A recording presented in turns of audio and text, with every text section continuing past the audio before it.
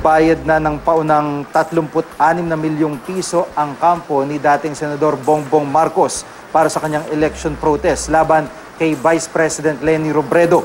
Ayon sa kampo ni Marcos, minabuti niyang magbigay na ng paunang bayad para sa hinihinging mahigit 66 na milyong piso para sa recount ng mga balota noong 2016 election. Masyado na raw kasing matagal ang isang taon at gusto nilang umusad na ang proseso.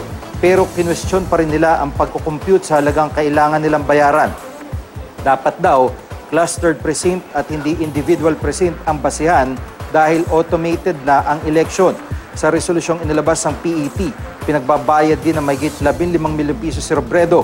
Ayon kay Attorney Vic Rodriguez na abogado at tagapagsalita ni Marcos, ang kampo raw ni Robredo ang umano'y cause of delay dahil sa serye ng mga mosyong inihahain ng mga ito para hindi raw agad umusad ang election protest. Itinanggi naman ni Robredo na sila ang sanhi ng pagkaantala ng pag-usad ng election protest.